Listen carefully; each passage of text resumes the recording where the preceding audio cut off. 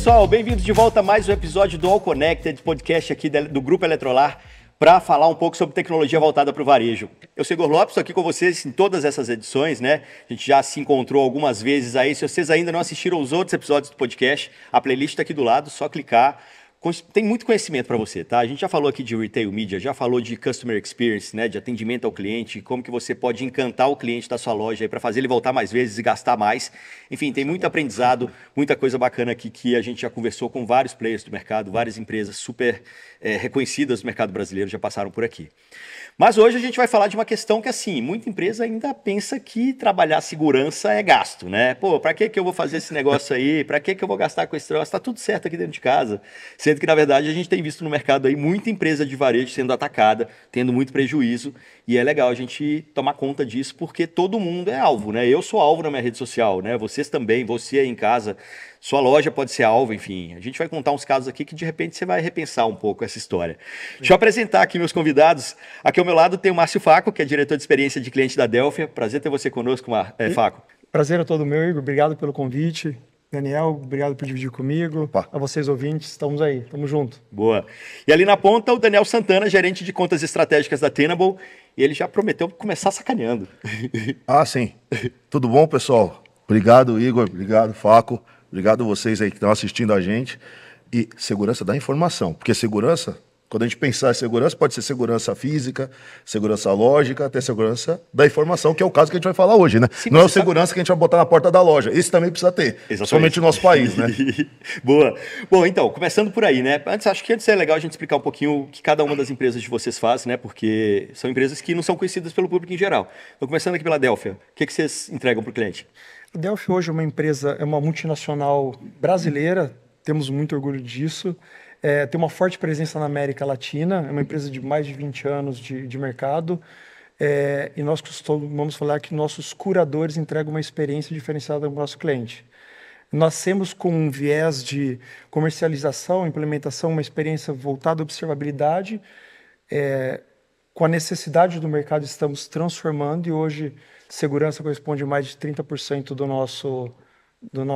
nossa receita hoje da nossa empresa. É uma empresa voltada 100% ao público B2B, mas sempre com a preocupação de atender o B2C. Então, toda a nossa curadoria, toda a nossa jornada de experiência sempre olha para o nosso cliente final, atendendo o nosso cliente direto, que é o B2B. E o Faco tem um histórico gigante aqui em tecnologia, né? Então, assim, já passou por boas aí, né? Bons casos de ataques, e principalmente não, mas também no varejo. Eu venho aí de 30 anos de experiência, né? Mas eu sou novo, eu comecei a trabalhar com 12 anos de idade. Tá certo. Venho de multinacionais, uma delas, a IBM, aí, que tenho muito orgulho de falar e prazer, mais de 27 anos, sempre atendendo o público, serviços, falando de serviços gerenciados, e tem bastante caso aí que a gente pode contribuir hoje para falar de segurança. E a minha formação de indústria hoje, e com um grande orgulho, é o varejo. A minha última atuação na IBM foi como líder da Business Unit de varejo, e aí eu posso contribuir aí desde a concepção de uma proposta até uma entrega, e que é hoje uma proposta que a gente está trabalhando bastante na Delphia. Show.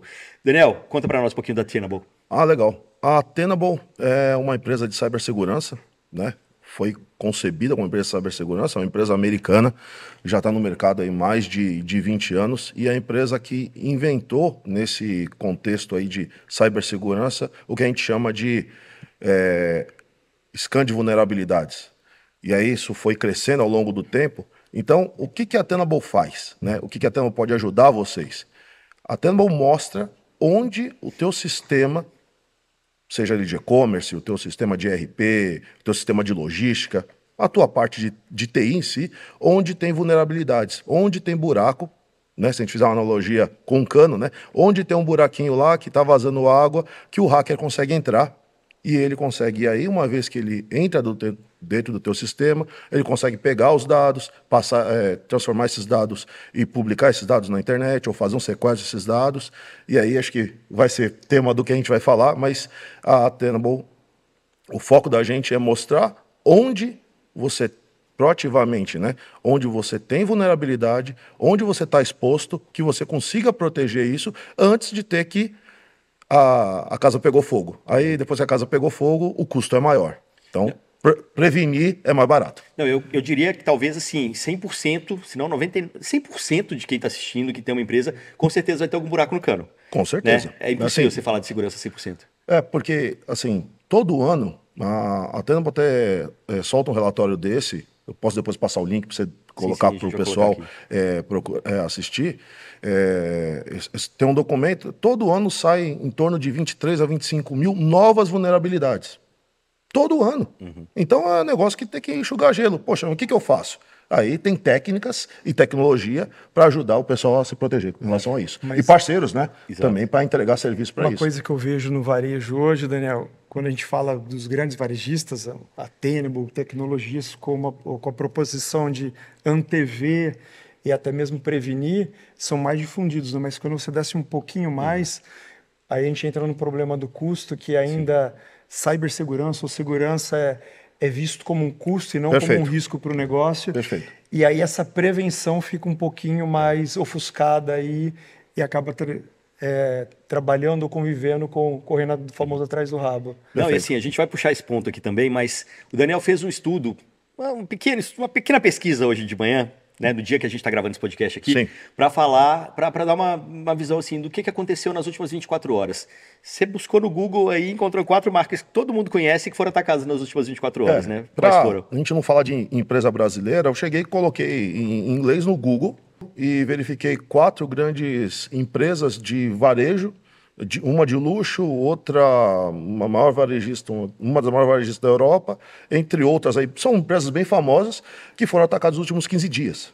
É. Então, assim, Se aconteceu com eles? não é só que aconteceu com eles. Está em voga. Isso está acontecendo. Isso está acontecendo no mundo todo. Porque o ataque cibernético, quando a gente via filme lá, quando eu era moleque, quando eu comecei a trabalhar em TI lá atrás, que eu também comecei Aos novo. 12 anos. Aos 12 anos, Não, boa. com 13. Com 13. Escola técnica, esse tipo de coisa, né? A graça do hacker naquela época era entrar num site de uma empresa e pichar, vamos dizer assim, né? Eu conseguia invadir, o cara entrou no site lá um órgão público ou de uma empresa e fala, fulano de tal esteve aqui. Hoje em dia é negócio. O cara sequestra o dado e pede um resgate de você sabe milhões. Mas você sabe que mesmo nessa época eu trabalhava no site de tecnologia, olha aí, Casa de Ferreira Espeto de Pau.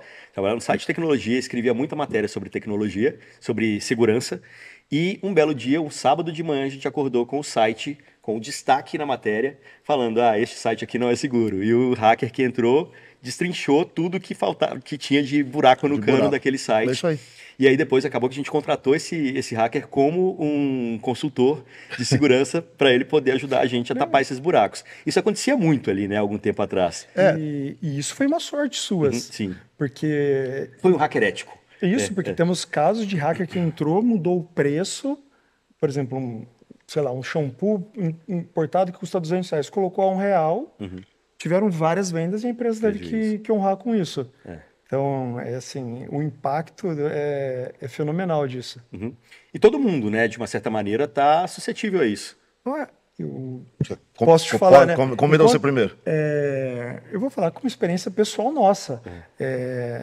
Óbvio que os varejistas têm que cuidar, zelar pela imagem deles, mas enquanto a gente estava conversando ali um pouco antes de começar nos bastidores, eu recebi um phishing de uma compra que eu fiz, e aí a gente fala um pouco depois sobre vazamento de dados, que é um tema muito sensível, que repercute na imagem direto da empresa e a nossa preocupação, de uma compra que eu fiz e o phishing vinha falando, clica aqui porque tem uma pendência de envio de correio e tudo mais, tem que sanar. Nossa. Se você clica, muito provavelmente eu já fiz isso com experiência segura, você clica lá, vem um site oficial dos correios que você tem que pagar e tudo mais e tal, e aí foi-se embora o seu dinheiro, quem dirá dentro de uma corporação não teve um ataque massivo. Eu tenho um caso que não é exatamente da área de varejo, mas para provar que todo mundo está suscetível. A gente faz muito conteúdo de segurança aqui também, num outro projeto junto com a Camai, E tem um caso muito bom, assim, que era uma cidadezinha do interior de São Paulo, que tinha um provedor de internet lá e que provia a internet para aquela cidadezinha. Então a banda era menor, né? O suporte ali, a possibilidade de banda e tal. E aí eles começaram a identificar que toda sexta-feira, final de tarde, a internet da cidade caía. E eles não conseguiam entender o que estava acontecendo, não conseguiam entender de jeito nenhum. E aí, quando foram pesquisar, foram identificar, era um moleque de uma escola que comprava um ataque de DDoS com o cartão do pai lá na China, fazia um ataque de DDoS à escola, ao site da escola, para o pai não entrar e ver o boletim dele, deixar ele de castigo no fim de semana, e ele derrubava a internet da cidade. Boa, hein? Então, assim, não é varejo, mas é para mostrar que até o moleque, para benefício próprio, resolveu fazer isso. É simples. Então, assim, claro que quando a gente olha, né, o Fá comentou esse exemplo de um phishing, e, cara, constantemente a gente recebe e-mails, né, e quando você vê a página que o atacante está colocando ali para pegar o teu dado, pegar uma credencial, pegar uma senha, alguma coisa, cara, é igualzinho. Então, vê lá, o nome da empresa tal, ponto, em vez de ser com .br ou .com, é alguma coisa muito parecido, que se a pessoa está fazendo rápido, está fazendo automático, ou tem aquela, poxa, realmente veio essa cobrança aqui, esse negócio do correio eu também recebi, e recebi por SMS também. Aí o cara chega e recebe por SMS, porque tem uma tendência do ser humano. Isso eu li alguma matéria aí, que não tem nada a ver com TI, mas de comportamento das pessoas, que quando o cara recebe um e-mail, ele tende a dar uma pensada, porque já leu alguma coisa do tipo, né? Mas no celular é tudo muito instantâneo. Então o cara pega um link lá, recebeu o SMS, sua compra que você comprou no site X, tá parado na receita, baixa aqui o boleto para você pagar a DARF. Foi tudo escrito em português bonitinho. Aí o cara clicou ali, cara, já entrou numa página para pegar seu dado e por aí vai. Mas quando a gente olha, tem esse lado, né? Que desse tipo de ataque, esse tipo de approach. E tem o outro, do lado empresarial, que o atacante está indo lá para tirar muito dinheiro, para pedir um resgate de milhões. E aí é pensado. Eles trabalham em grupo organizado, em formato de empresa, igual a gente também trabalha.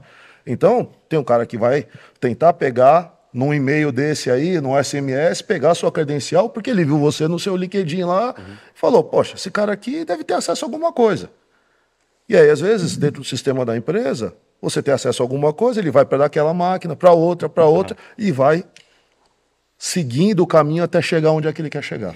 E complementando até para os ouvintes que ainda não se conscientizaram, né, que uma grande peça-chave no sucesso da resiliência dos ambientes são as pessoas.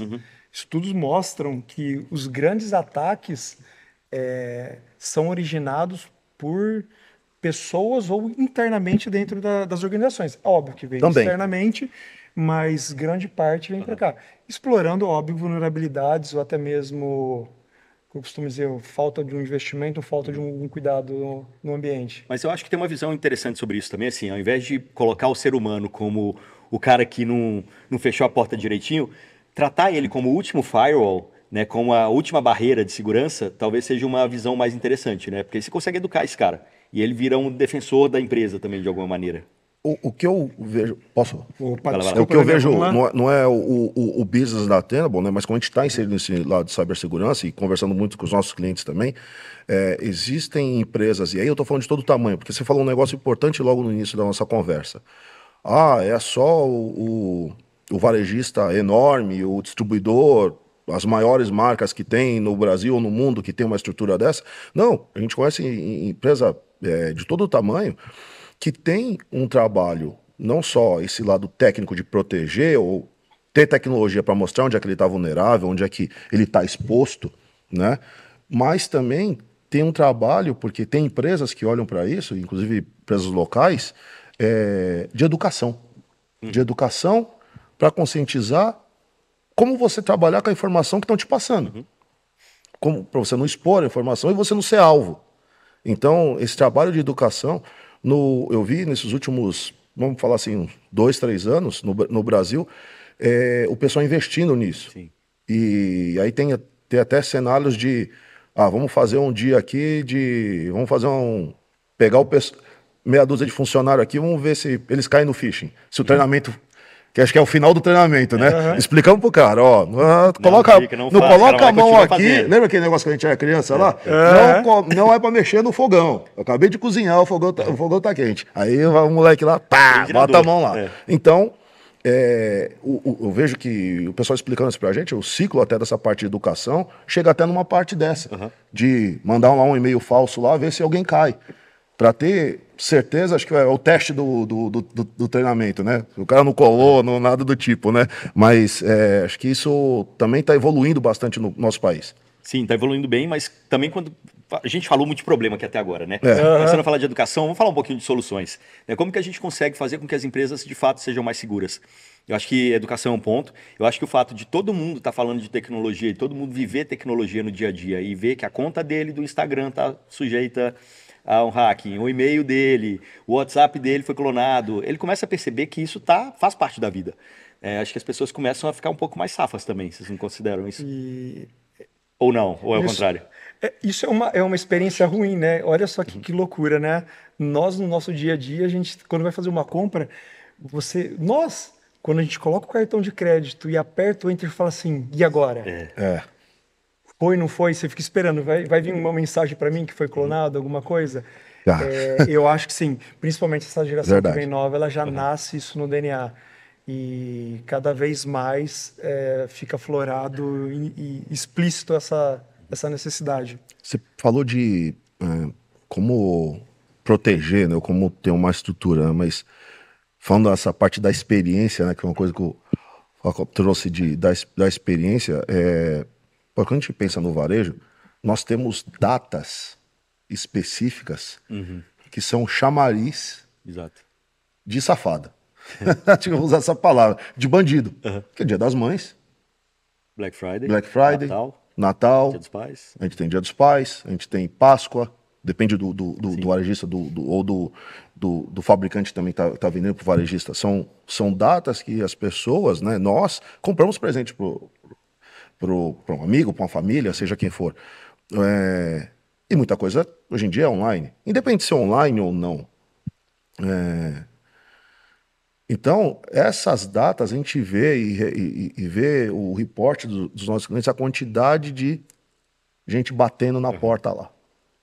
E aí, uma coisa que tem acontecido com o advento das tecnologias, que nem IA, agora, tanto para o bem quanto para o mal, não só para ficar fazendo charge, sacaneando alguém, né, que o pessoal mais faz, ou qualquer coisa do tipo, mas antes, o que acontecia? O atacante, ele tinha que ter uma credencial, vamos falar assim, para poder entrar na sua máquina e explorar esse tipo de coisa.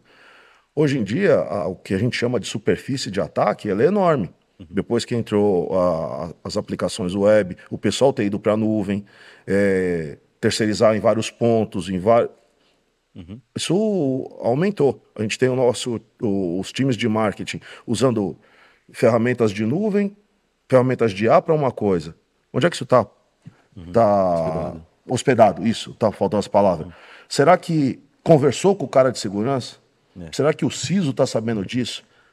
Porque, né, quando a gente pensa num ecossistema de comércio, todo mundo deveria ter a consciência dentro da empresa, desde do cara da segurança, da portaria, o pessoal que está cuidando da operação da empresa, o cara que está cuidando da manutenção do prédio, até quem está fazendo o front-end com o cliente lá, que eles estão ali para vender e atender bem o cliente.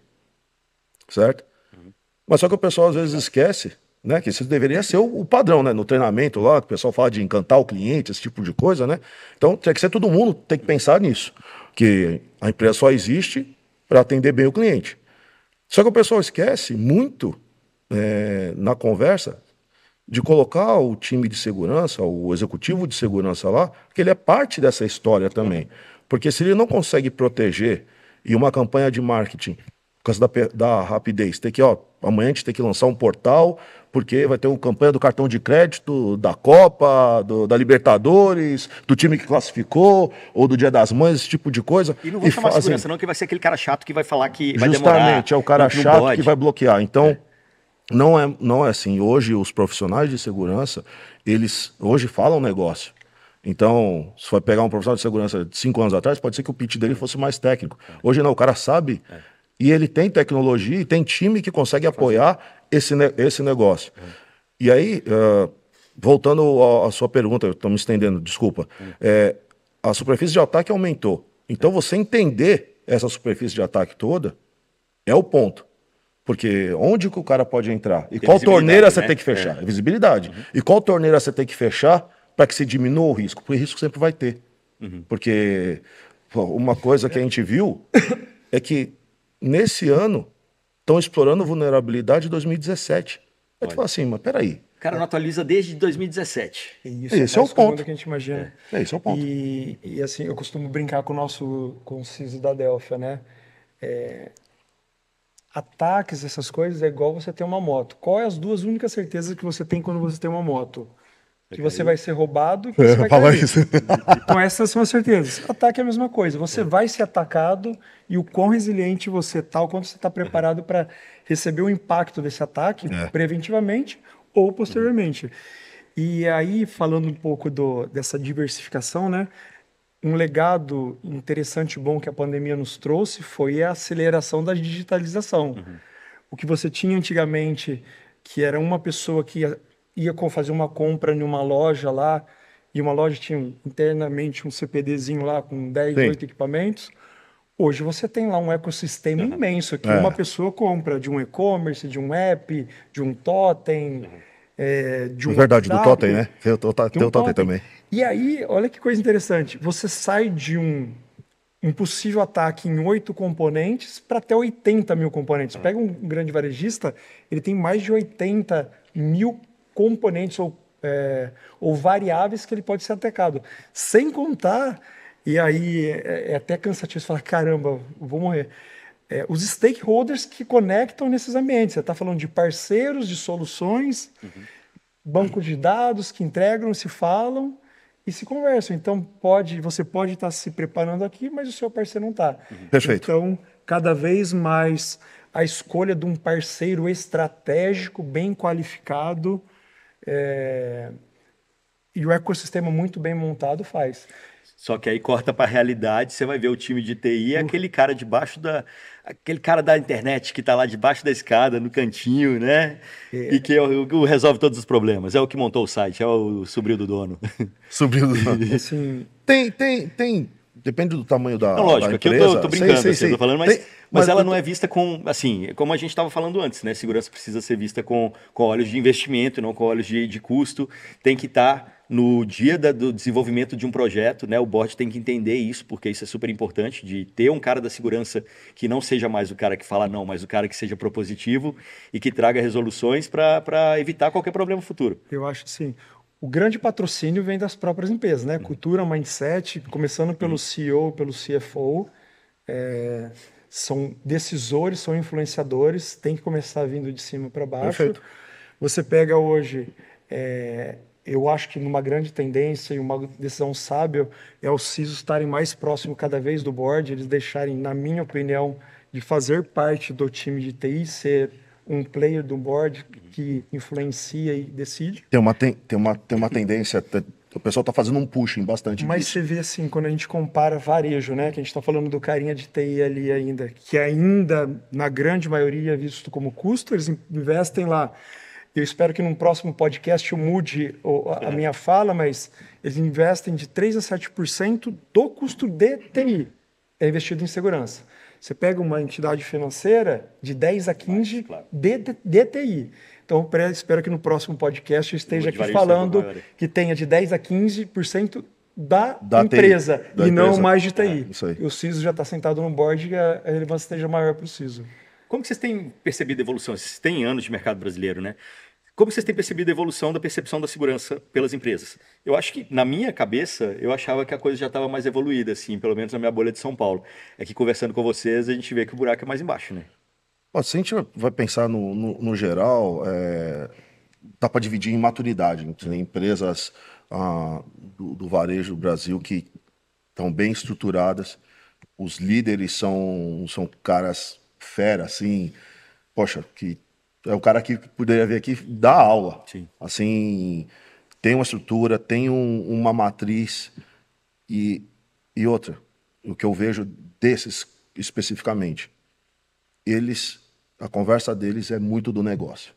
Sim. Então, o cara tem todo o background técnico, ele tem um time técnico muito bom, que entende também, mas principalmente aqui, eles conseguem traduzir o que a gente está falando em cibersegurança, que é vulnerabilidade, né? O que você está vulnerável. Milhões a menos no final do dia. E traduzir isso a risco. Porque quando a gente pensa em risco, é a mesma essa brincadeira que eu fiz, né? O fogão lá tá quente, pô, tem um risco ali. Então, todo mundo sabe, uma criança consegue traduzir, principalmente quando a gente vai falar para um financeiro, risco é a conversa do cara. Então, simplesmente a gente chegar lá... então, eu tô vendo, assim, algumas coisas acontecendo. A evolução do nosso mercado em como trabalha com a área de negócios, né? Então, o pessoal mudando o discurso de um discurso técnico. Então, imagina a conversa aqui, ficar falando do techniquez para uma pessoa que não é o business do cara. O cara quer saber lá quantas calçadinhas vai vender, quantos caixas de papel higiênico vai vender, quantos alguma coisa lá que ele está vendendo lá, porque isso ele consegue medir. Não é por questão de conhecimento, porque esse é o business do negócio, né? Se ele estivesse falando com o financeiro, eles têm uma outra métrica. Se estiver falando com a indústria, o cara tem uma outra métrica da esteira. Então, as maiores, eu vejo que o pessoal, assim, tá ganhando muito, uma atração maior nisso. Claro que todo mundo tem gaps que tem que seguir, mas eu acho que o Brasil é alvo, né? Nas pesquisas mostram, o Brasil é um alvo muito grande, o varejo do Brasil é um alvo muito grande. Então, você não saber hoje onde você está vulnerável, eu acho que assim, é pedir para morrer. E, Igor, assim, a gente fala muito em prevenção, monitoração, eu acho que o mercado fala muito, inteligência artificial generativa, que está aí agora chegando para correção, para atuação. E para atacar. Os dois lados. Dos dois lados. Hoje, eu estava lendo uma reportagem esses dias, que você compra hoje na Deep Web, chama Crime as a Service. Sim. Cara, eu falei assim, não é possível, olha onde que a gente chegou. Ransom as a Service tem também. Tem, você compra como serviço.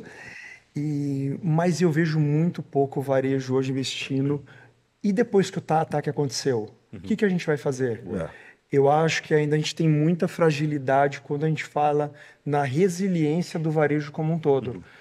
Tive experiências aí, que a gente estava conversando antes, ataques recentes aí de empresas multinacionais que sofreram ataques, ficaram mais de semanas reconstruindo os ambientes, sem contar em disponibilidade.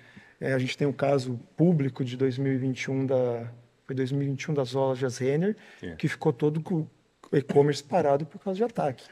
E aí a reputação da marca também, né? Que tem os valores que você perde ali na última linha da planilha e tem o valor que você não consegue tangibilizar. Então, esse é o ponto que às vezes a gente chega para conversar com o possível cliente, né? E às vezes o pessoal às vezes tem dificuldade, e aí muito por conta da cultura da empresa, de levar isso para...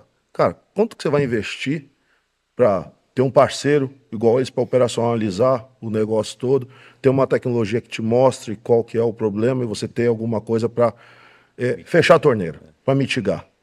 Custa X dinheiro. Eu não tenho dúvida, e os cenários mostram esse, você acabou de dar um exemplo, que está público, todo mundo pode pesquisar e olhar, quanto custa depois o ataque. E aí uma coisa é quanto que você teve que pagar de resgate, esse tipo de coisa, ninguém gosta de comentar isso, né? Mas tem um outro lado que é o seguinte, você como cliente, e aí uma coisa que você falou no início da conversa, eu vou colocar meu cartão de crédito lá, cara, e aí? Eu vou comprar no cartão de crédito lá da China lá, caramba, putz, será que meu cartão vai ser clonado? Será que não sei o quê? Eu já tive experiência ano passado Eu tive um cartão novinho, usei o cartão virtual, deu horas, meu cartão foi bloqueado. Por quê? É empresa brasileira. Dá vontade de ligar para os caras e falar assim, o que vocês estão fazendo aí? Entendeu? Então, assim, tem muita coisa para fazer. Porque, deixa eu só fazer uma coisa. O lado da IA para proteger, eu acho que ainda está, é opinião pessoal, não é falando da empresa, a IA ajuda a gente a tentar achar resposta, a criar contexto, algumas coisas. Mas o atacante está usando ela para criar o prompt. É o seguinte, estamos aqui conversando, nananã, vamos fazer uma coisa assim, assim, assim, monta para mim. Oh, criou o código instantâneo, vamos testar. Simples. O Igor, e eu estava lembrando de alguns dados aqui quando você fala da reputação. No final, nós estamos falando da reputação da marca versus a exposição do cliente. É o dado, é o quanto que ele se sente seguro de comprar nessa marca. Tem um estudo que foi feito o ano passado pela PwC que fala que 78% dos entrevistados ou dos consumidores num curto espaço de tempo, não compram em empresas que foram recentemente atacadas. Oh, E 71% das pessoas tem um outro estudo feito, tem a confiança de que a empresa que ele está comprando vai cuidar dos dados dele como se fosse da própria pessoa. mas e esse é o ponto. Se a gente olhar, e aí não tem problema também comentar, eu vi o que aconteceu com a Equifax. O presidente da Equifax, poxa, é um caso assim que o pessoal gosta de usar bastante de apresentação.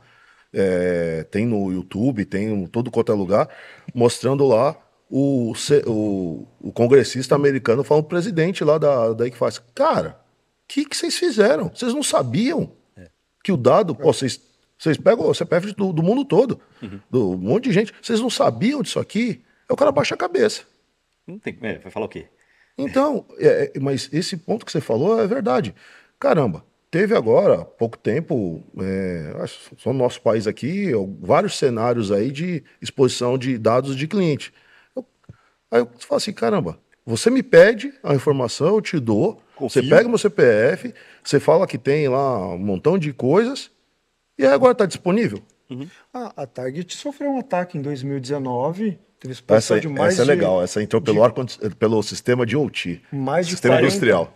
Mais de 40 milhões de dados de cartão dos clientes foram vazados. Esse é um caso famoso também. E a repercussão disso, o custo disso para multa, imagem, mais de 200 milhões de dólares custou no bolso da Target para recompor, ressarcir esse... Quer dizer, estaria mais barato investir em segurança, né? É que se a gente não parar para pensar, ou pelo menos a gente não tem visto, pelo menos no nosso país, uma pessoa indignada, sabendo que a informação dele está disponível, porque ele confiou na sua empresa, e aí, o cara meteu um processo lá e o juiz dá, causa ganha. Se for R$1 ou R$1.000, vai ficar famoso esse negócio, vai todo mundo em cima. E tem uma outra coisa assim, ó. Ou seja, é mais barato prevenir. Exatamente, mas assim, pensa na sua vida pessoal. É muito mais difícil você sair com um carro da concessionária sem o seguro. Você é doido se fizer um negócio desse, né? Principalmente em grandes cidades. Você tem o seguro de sua casa, você tem o seguro de saúde, né? Para você, caso algum problema acontecer, você ter um atendimento melhor. Você não tem o seguro de sua empresa, né? É muito louco quando você pensa nesse sentido, né? Pô, é o seu ganha-pão, você está, enfim, movimentando milhões ali, dependendo do tamanho da sua empresa, e você não está cuidando disso. Até uns anos atrás estava forte o Cybersecurity Insurance lá, os caras umas empresas estão vendendo seguro para a empresa, e eu lembro do pessoal contando que quando eles chegavam para fazer, eles faziam um assessment, ou seja, faziam uma pesquisa para saber o que você tinha para você se proteger. E aí muita empresa pensa que você tem uma ferramenta de antivírus, ou os nomes mais novos, né? Isso me protege. Não, o cara tá no momento que o cara tá te batendo lá, ou seja, ele já passou por tudo, e aí ele tá te batendo, às vezes o teu antivírus ali tá te protegendo, né? Mas só que você quer dizer que toda a parte de prevenção sua foi todo pro espaço, né? E aí o seguro começou a aumentar tanto que eu não tô vendo nem o pessoal comentando mais sobre isso aí ultimamente. Não, você falando, o seguro seria investir em equipamento de segurança, não comprar sim, o seguro, sim. entendeu? Mas estão fazendo se a gente também. está falando que é custo e que não é investimento, né? Por que você paga o seu e não paga, né? Não investe na segurança da sua empresa? E até para sensibilizar o varejista que ainda não se sensibilizou com a importância da segurança, falando em números, né? Que é o que que os varejistas sentem no bolso, um ataque hoje moderado custa em média 4,5 milhões de dólares para uma empresa. Sem contar a imagem, reputação, né? Sim. Que pode acabar quebrando uma empresa aí. Você pode ter certeza que todo CISO de empresa brasileira ou gente de cibersegurança, ele não quer aparecer o nome dele no jornal da noite, falando, empresa tal, lá, e o nome da pessoa lá foi, né? Então, responsável, o conivente. Lá, né? É como se o cara fosse culpado, não é o caso. Então, eu tenho certeza que o nosso mercado está tentando pedir para vocês, investidores, né, donos das empresas aí, que dê um suporte para o time de segurança para proteger o negócio de vocês, né? Exato. Bom, pessoal, a gente está caminhando para o final da nossa conversa, mas eu queria explorar um pouquinho mais sobre inteligência artificial e tudo o positivo e o negativo disso, né? A gente tocou nesse tema aqui no meio da nossa conversa, mas vamos pensar de futuro, né? O que vocês têm visto agora, né? A gente comentou um pouco também da evolução lá atrás, que os caras só entravam no site, pichavam o site, para depois começarem a achar uma brecha, entrar no cano furado ali e fazer o estrago. Hoje, com a inteligência artificial, você consegue fazer um texto sem erro de português, né? Que pareça realmente um texto feito pela empresa séria, o site copiado idêntico. Para onde a gente vai? O que vocês imaginam aí de futuro de ataque e o tanto que as coisas vão ficar mais complexas até para o nosso olho perceber o que é ataque e o que não é? Tá. Eu posso te falar assim, Igor, com toda certeza, a inteligência artificial veio para ficar, é uma realidade tanto para o bem quanto o mal. Cada vez mais uso da inteligência artificial generativa quanto à prevenção, olhando as anomalias e os comportamentos. Hoje a gente tem, isso já é real, e eu espero muito, eu vou pôr uma pimentinha aqui que começa a ser uma realidade. A gente vai falar de inteligência artificial com a computação quântica, que aí acelera. Nossa, aí a gente pode aí falar. você não precisa nem de hacker para quebrar as senhas que existem hoje, né? Mais, mas assim, os ataques são online. Então você consegue hoje monitorar transações de cartões ou o comportamento daquele específica bandeira, daquele específico usuário, o que ele gosta ou não. A inteligência artificial consegue navegar essa complexidade de ambientes que a gente tem. Você tem software, exemplos, né? A gente fala hoje de omnichannel pro usuário, mas a gente não fala omnichannel para interno, né? Então você tem ambiente de logística, você tem centro de distribuição, você tem um lugar de marketing, você tem tal, e a inteligência artificial consegue olhar todos esses comportamentos em tempo real, sugerir correções de prevenção e até a correção à própria atuação propriamente dita. Isso tem caminhado, está indo, não talvez com a velocidade que a gente gostaria, mas eu acho que é uma grande tendência. E há novidades com a quântica aí junto com a inteligência artificial. Eu fico imaginando como é que é o backlog do time de desenvolvimento de uma Tenable, por exemplo, porque deve ter tanta vulnerabilidade, tanta coisa para fazer, e tem que ser ágil, né? Que vocês não podem deixar a coisa. A gente tem um time de pesquisa que fica, eu acho.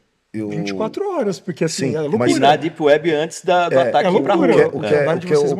O que eu vejo, vejo que é muito legal disso, é que o time de pesquisa não fica atrelado ao time de vendas, o time do marketing. Essa galera trabalha uma divisão que a gente não tem relacionamento. Por quê? Porque o trabalho dele é trabalho de cientista. E é preditivo, não é reativo, né? Isso, tá vendo o que está acontecendo justamente com Fórum Hacker, Deep Web, Dark Web, consumindo métricas também do mercado, para ver o seguinte: eu estou vendo esse cenário, os caras desenvolveram um código, agora eu estou vendo esses caras venderam esse código para explorar a vulnerabilidade, por exemplo, desse microfone, uma analogia simples, desse microfone. Tá bom, estão vendendo o código, peraí. Deixa eu fazer Testei o código, cara, funciona. Isso aqui é uma vulnerabilidade. Isso aqui é uma coisa que, poxa, os caras estão fazendo.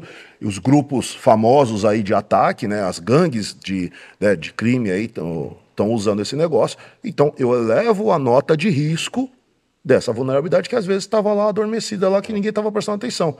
Não é quando você vê uma campanha, né, que nem aconteceu muito quando foi o Log4j agora, acho que foi 2022, se eu não me engano. Era uma vulnerabilidade já conhecida, mas ninguém dava a bola, só que os caras desenvolveram um código para explorar ela, e aí a gente subiu a nota no mesmo dia. Uhum. Mas, respondendo sobre IA, eu vejo duas coisas.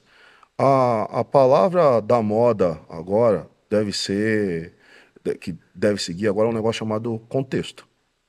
Sim. Se a gente vai olhar um pouco para trás, e você vai lembrar muito bem disso. Eu acho que não tinha nascido ainda não. Você tinha 5 anos de idade. Você tinha os data warehouse, né? Que o pessoal botava os dados lá. Hoje em dia veio mais essa parte toda as empresas hoje em dia tem data science pra caramba. E isso aí são informações. Então, o que a gente vai fazer com isso? Ter contexto. O que a IA vem para ajudar? Ter contexto. Quando a gente pensa do lado do atacante, ele também tem contexto. Uhum. Ele tem seu perfil no LinkedIn, tem o meu, tem o seu Instagram. Uhum. E aí pensa do lado da empresa. Quanta informação está pública? Quantas pessoas estão lá dentro? Então ele consegue jogar dentro de uma base, contextualizar aquilo lá também e seguir um caminho de ataque.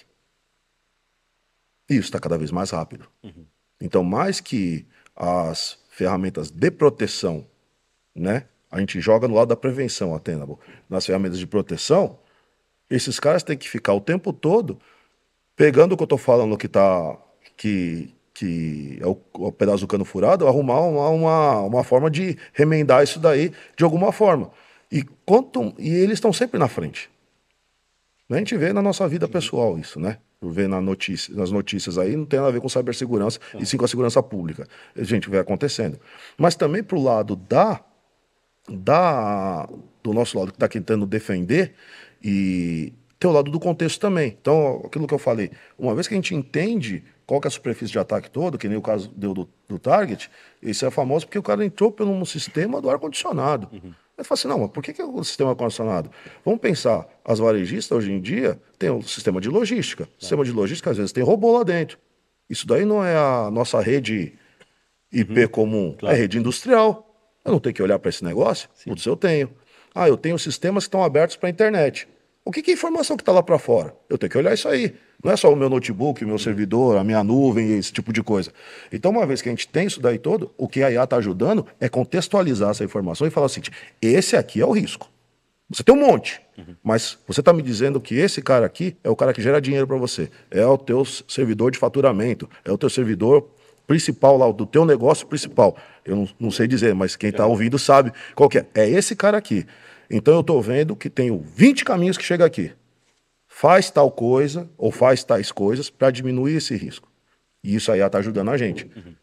Para tentar defender o outro lado, que o cara está fazendo muito rápido isso também. Então, assim, tem esse lado que vai atrapalhar, e só vai aumentar. Sim. Só vai aumentar a quantidade de ataque. Cada vez mais maluca. E a gente estava brincando antes, né? A gente estava falando, se não quer ter uma vida tranquila, é vir para TI. Né? Você vai ter uma cibersegurança, então. Cibersegurança, então, você vai ter uma adrenalina por dia. Exatamente. Se não for várias por dia também. Vai ficar o cabelo careca, cabelo branco mais cedo. Pode vir para cibersegurança aqui. Boa. Bom, pessoal, tem mais algum ponto que vocês gostariam de tratar? Alguma coisa que de repente a gente não falou, que vocês pensaram em deixar como insight para o pessoal? Cara, primeiro agradecer vocês dois pela participação aqui, pela troca de ideias. Mensagem clara, objetiva para os nossos ouvintes é cada vez mais a prevenção, teste, educação, cuidado com o seu ambiente, cuidado com o seu cliente, usuário final, eu acho que é a chave de sucesso. Boa. E você, Daniel? Também agradecer quem está ouvindo e assistindo a gente, né? Vocês que, poxa, gostei demais. E dê uma atenção pro time de cyber de vocês. Traz esse cara pro jogo, porque ele ajuda a proteger o teu negócio estar de pé. É muito triste quando a gente vê as empresas, os profissionais que a gente conhece no mercado aí, a empresa do cara tomou um ataque, Ah, quantos milhões? 5 milhões de resgate, 10 milhões de resgate. Cara, isso às vezes paga o orçamento de muito funcionário, dependendo do tamanho da empresa, né, de anos, ou às vezes o salário de muita gente, não estou falando de cyber, estou falando de... Né, que às vezes é dinheiro que a tua empresa deixa de crescer. Então, cara, vale a pena olhar para isso. Obrigado. Perfeito. Bom, espero que você tenha entendido, né, a necessidade de investir em segurança, investimento, e eu acho que a mensagem foi passada. Bom, agradeço demais a presença do Márcio Facco, diretor de experiência de cliente da Delphia, do Daniel Santana, que é gerente de contas estratégicas da Tenable. Brigadão pelo papo, gente, adorei também. Os LinkedIns dos dois vão estar juntos aqui do episódio, tá? Então, se vocês quiserem continuar essa conversa com eles também por lá, trocar mais ideia, de repente ficou alguma dúvida, ou entrar em contato também para de repente conhecer mais a solução deles aqui, né? Fica à vontade, o link está aqui do lado. É isso, pessoal. Valeu demais, obrigado. Até a próxima edição. Obrigado. Até.